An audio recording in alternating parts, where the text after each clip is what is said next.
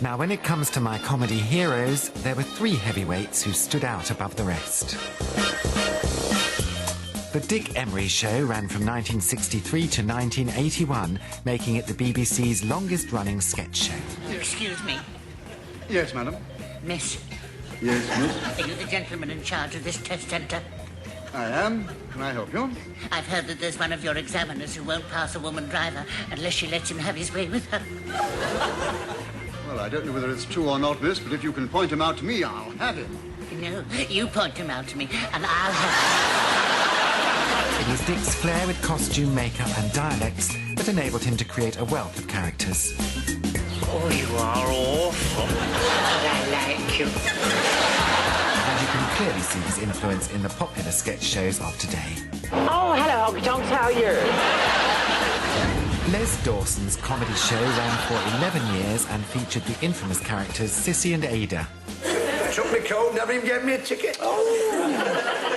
Man, they lost the bloody thing. There was a down-to-earth gruffness with Les, and it is a mark of his comic genius that it never became coarse or cruel. You're carrying your Bible very low. And finally, the legendary Larry Grayson. He's anybody's for a tin of salmon. After appearing in 1971 on the Saturday variety show, Larry fast became a huge star. I've had a lot of mail this week, which makes a change. It was at the height of his popularity in the 80s that he decided to shut that door on his career. These men will always be my comedy heroes.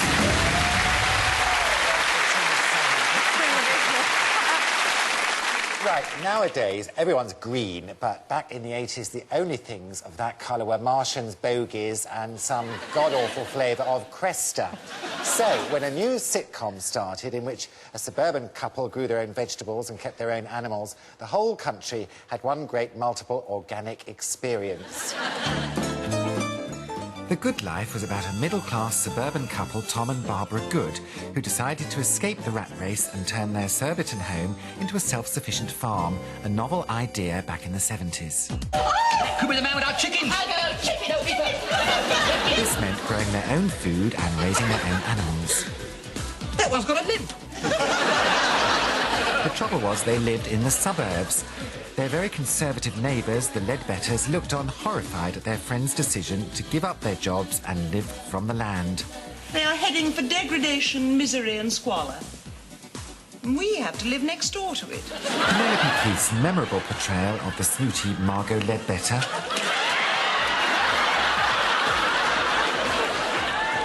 If you so much as sniggers, I'm going straight back indoors.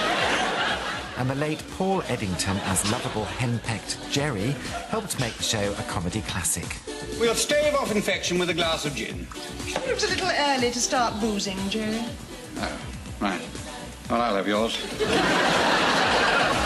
This massively popular show ran for only 4 series, and it is as loved today as much as it was then. I wonder what the original green couple, Tom and Barbara, would make of life today. You're dying for a cup of tea, love. I seem to remember there's a rather nice kitchen through that door. Could have tea, couldn't it? I might have tea. Could have Chardonnay. Shall we Yes. try? Just once. Wonderful.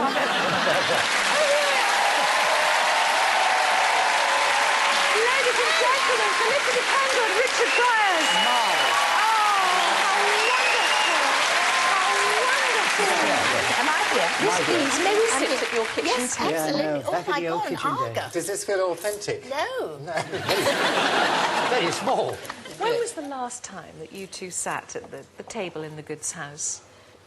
A long time ago. Yes. Not really any of your business, really. No, I reckon it must be 30 years. Where would the Goods be now? They'd be rather fashionable, wouldn't Exactly, they? yes. I mean, they'd be doing very had a well. They'd vision.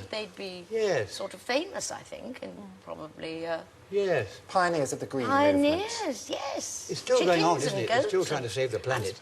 And are you green-fingered in real life? Oh, no, not really. No, I mean, I'm just a blooming actor. I did do in the back garden, you know, in Chiswick. I planted some beans, and then I had to go on tour, and I came back there 16 feet up in the air. Then the digging, the back went. Then it cost me a fortune in osteopathy, because they're very expensive. In the end, you see, go around the corner, love, and, you know, But somehow, through your acting skills, you've become the epitome of a, you know... Oh, it's skill. It is skill. It is skill. Talking about the animals, how did you cope with the animals? I Did you loved quite like the it? animals. Yes. I found them very easy. And you weren't so keen on Not mad chickens. about the goat. And no, I had to milk the goats. No. The milk, I did. And then we got a letter, more than one, Yeah. very, very angry with the BBC, saying it is really, really wrong. This is clearly a billy goat. You couldn't get a nanny goat, and you shouldn't be milking a billy goat. No. One shouldn't. It's not a good idea. The thing about you in wellies, I mean, you did look fantastic in wellies, the siren suit, anything. And the three women that most of us wanted to be was Catwoman, Emma Peel and Barbara Good. Oh, That's great, isn't it? Yes. that's really good, because I wanted to be Emma Peel. Ladies and gentlemen, Richard Braz and Felicity Kendall. Very much. I like that.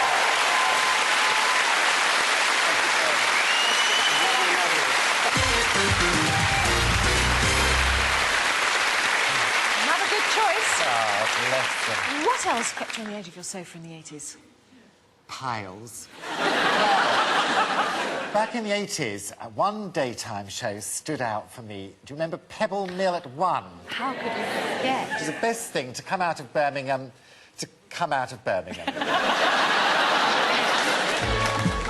Pebble Mill at 1 was one of the BBC's long-running afternoon magazine shows broadcast from Birmingham. The show was well known for its eclectic and often random mix of studio items. Hello and welcome, and later in the show we'll be returning to the subject of vegetables, small horses and Jimmy Tarbuck. If you thought suggestive vegetables only ever appeared on That's Life, you'd be wrong. It's the time to announce the winners of the Garden News Giant Fruit and Vegetable Competition. We've got Dave Payne here from Tewkesbury. Absolutely magnificent marrow here. Just tell us, first of all, what the dimensions of this extraordinary thing are. 4 foot 3 inches long and 41 inches round in girth. A 41-inch girth. I know what I want for Christmas. That's not the biggest, that's the baby one. I couldn't carry the biggest.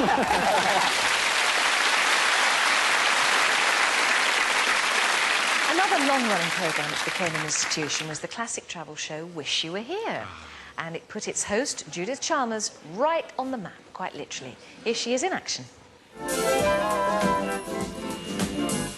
Package holidays were big business back in the 80s, with more and more families choosing to ditch the UK for sunnier shores. Welcome once again to Wish You Were Here. For 30 years, ITV's travel show Wish You Were Here helped viewers pick their perfect holiday destination. At the English pub, you can get not only beer from home, but tea as well, not to mention beans on toast. With Judith Chalmers at the helm, it was one of the top 10 programmes of its day. We may have lost the Empire, but we found the Algarve. I'd have jetted off with that Judith any day.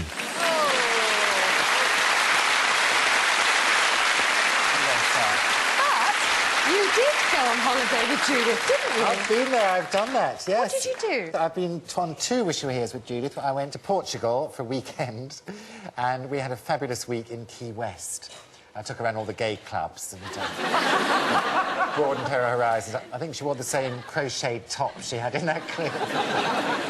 Well, let's ask her if she enjoyed those trips. Ladies and gentlemen, Judith Chalmers!